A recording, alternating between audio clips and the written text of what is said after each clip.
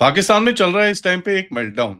Meltdown ये है कि एक हैप्पी रियलाइजेशन टाइप मोमेंट आया है जहां पर ये इनको समझ में आ रहा है यार, ये जो हमारा J10C हमने चाइना से लिया है, इंडिया ने तो इसको लीक कर लिया है।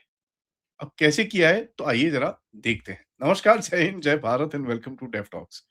This is Aadi Achint. काफी जगह से रिपोर्ट्स आ रही हैं और पाकिस्तान में इसके ऊपर मरमर शुरू हो गई है कि भाई पाकिस्तान के जो एयरफोर्स है वो काफी कंसर्न्ड है कि भाई भारत का जो रिलेशनशिप है कुछ कंट्रीज के साथ, कौन-सी मैं बताता हूँ, ज जो चाइनीज़ जहाज़ उड़ाते हैं। सबसे पहला है म्यांमार, JF-17 थंडर ब्लंडर चंडर, ठीक है जी। दूसरा है उज़्बेकिस्तान, तीसरा है नाइजीरिया। अब म्यांमार के साथ तो ख़ैर काफ़ी कोवर्ट रिलेशंस हैं।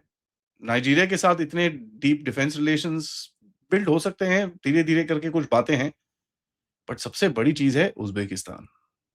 देखिए, उज़्बेकिस्तान में जो रिपोर्ट्स आई हैं कि भई J10C जो चाइना का है, वो उज़्बेकिस्तान ने खरीदा है। नया कस्टमर है और करीब 4 सॉरी 24 J10Cs उज़्बेकिस्तान ने खरीदे हैं और कई रिपोर्ट्स कहती हैं वो डिलीवर हो चुके हैं, कई रिपोर्ट्स कहती हैं डिलीवर हो रहे हैं, कई क्या-क्या, there is just too much confusion in that, but in any case this is happening. और आई मीन कुछ एयरक्राफ्ट डिलीवर तो हो गए हैं, ये पता है। उज़्बेकिस्तान ने पब्लिकली कुछ ऐसा अभी कन्फर्म करा नहीं है, ऑपरेशनल इंडक्शन और ये सब चीज़ें, एंड चाइना ने भी कुछ इतना बड़ा कुछ बोला नहीं है।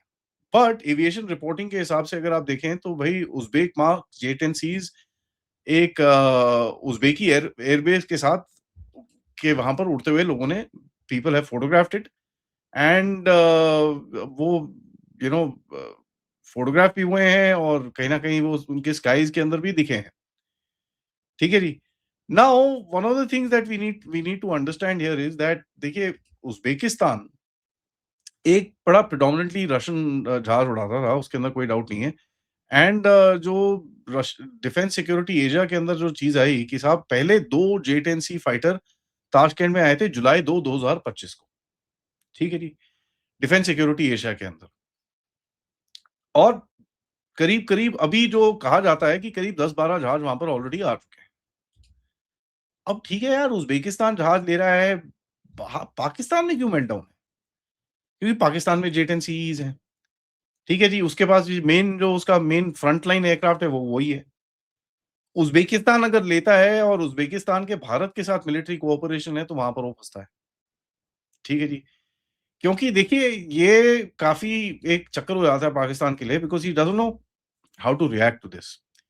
अब उज़्बेकिस्तान का जो डिफेंस रिलेशनशिप है इंडिया के साथ वो बड़ा की है, क्योंकि यहाँ पर देखिए एक बड़ा स्ट्रक्चर्ड कोऑपरेशन के हिसाब से वो आगे चल रहा है। एक जॉइंट वर्किंग ग्रुप बना डिफेंस कोऑपरेशन में 2019, तो ये कोई रीसेंट नहीं है।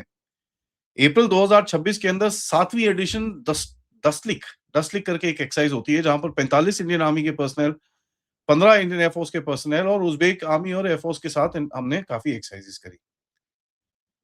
फिर कुछ और हुआ। 5 अगस्त 2026 को इंडिया और उज़्बेकिस्तान का 6th annual defence joint working group meeting हुई ताशकंद के अंदर। ठीक है जी। तो इसके अंदर बात हुई भाई जॉइंट ट्रेनिंग करते हैं यार, थोड़ा-सा कैपेसिटी बिल्डिंग करते हैं, डिफेंस की एजुकेशन करते हैं, तुम्हारे स्टाफ कॉलेज और ये सब चीज़ में मिलिट्री एजुकेशन करते हैं, डिफेंस इंडस्ट्री कोऑपरेशन करते हैं। तो ये सब थोड़ा एक डीपनिंग रिलेशनशिप है। तो अगर आप इनको दोनों को पैरेलल्स में देखें कि उज़्बेकिस्तान एक तरफ तो J10C पे जा रहा है, दूसरा भारत उसके साथ एक्सरसाइज करना चाह रहा है, भारत के साथ एक्सरसाइज वो करने करेगा। अब वो J10C के साथ ही करेगा ना एक्सरसाइज, तो होता क्या है आपके पास थोड़ा, ठीक है जी, आपको पता चलना शुरू हो जाता है गेम क्या है। और यहाँ पर आप डालें पाकिस्तान के जूते, पाकिस्तान की टोपी और पाकिस्तान का फटा हुआ कच्छा, तो आपको ये समझ में आएगा, पाकिस्तान भी यही करता है। क्या करता है भैया, मिडल ईस्ट में कतर के पास जाता है, रफ़ाल उसके तो ख़ैर वर्ज़न 1 है, उनके साथ ट्रेनिंग करते हैं ये ताकि टू फिगर आउट। हम भी पहले जाके ग्रीस-वीस के साथ ट्रेनिंग करते थे इनके F-16s को काउंटर करने के लिए। अब यहाँ पर हमको J10C के साथ करना है, चाइना के साथ भी वही है, तो भैया हम यहाँ से इनके साथ ट्रेनिंग करते हैं ताकि हमको पता चले। एंड जो हिडन रिलेशनशिप हमारी म्यांमार के साथ है, वहाँ पर भी कहीं न कहीं आ जाती है। और पाकिस्तान की इंटेलिजेंस एजेंसी जो है नंबर 1 एजेंसी, वो बड़ी अनकंफर्टेबल है। अब देखिए, यहाँ पर मैं बड़ा क्लियरली बोलना चाहता हूँ, ऐसा नहीं है कि भैया उज़्बेकिस्तान पूरा-पूरा मतलब सारे सीक्रेट खोल के भारत के बाहर रख देगा, ले जाओ जी, ले जाओ, बल्ले-बल्ले। ऐसा नहीं होता। लेकिन जब मॉडर्न एयर कॉम्बैट की ट्रेनिंग होती है, तो ऑपरेशनल नॉलेज जो होती है ना यार, किसी भी चीज़ की, वो काफ़ी इम्पोर्टेंट होती है, ठीक है?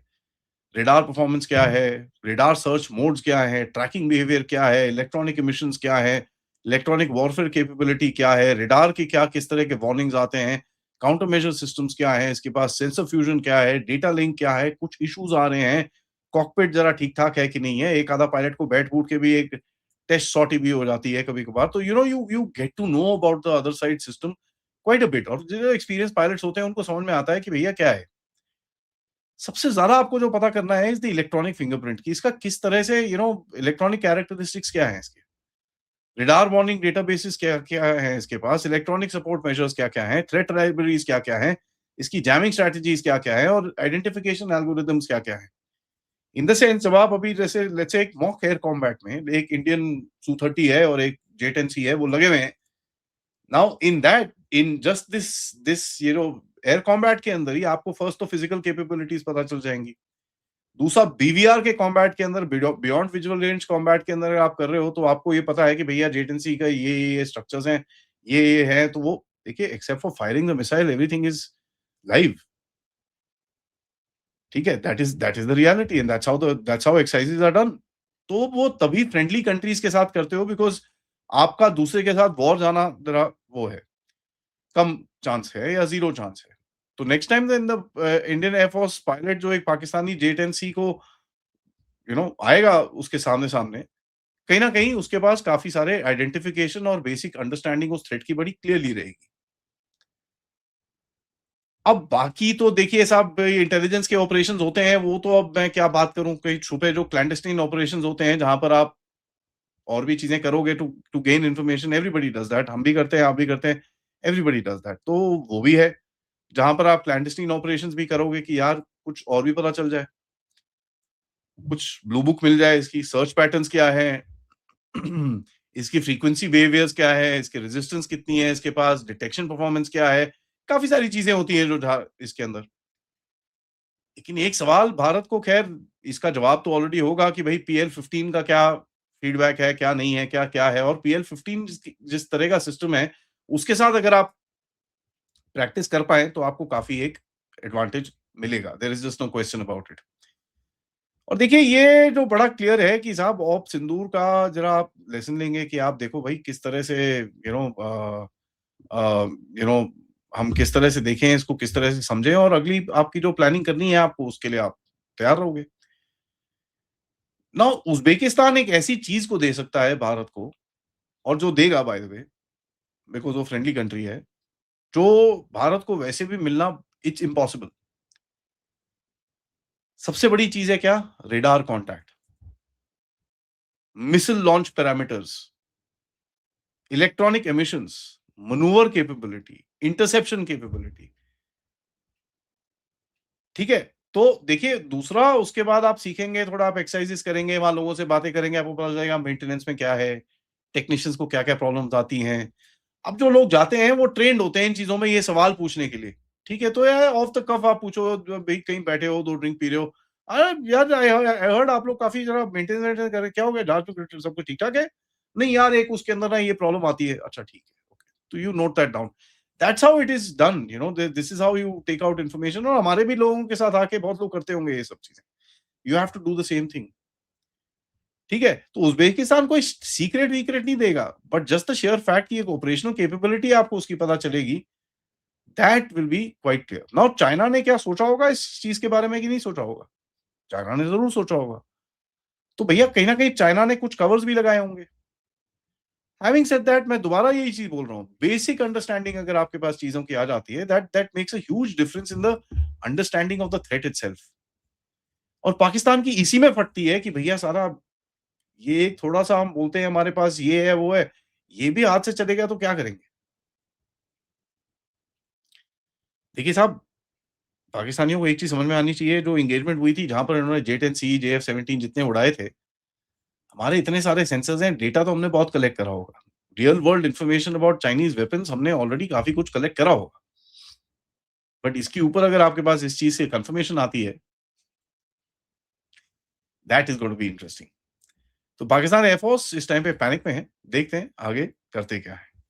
Thank you so much for watching. Video को लाइक करिए, सब्सक्राइब करिए and share this with your friends and families. And of course अगर आप चैनल को सपोर्ट करना चाहें, यूज द क्यूआर या पेपैल या सुपर स्टिकर, सुपर चैट्स। मिलते हैं थोड़ी देर में मेजर जनरल राजीव नारायणन जी के साथ। तब तक नमस्कार।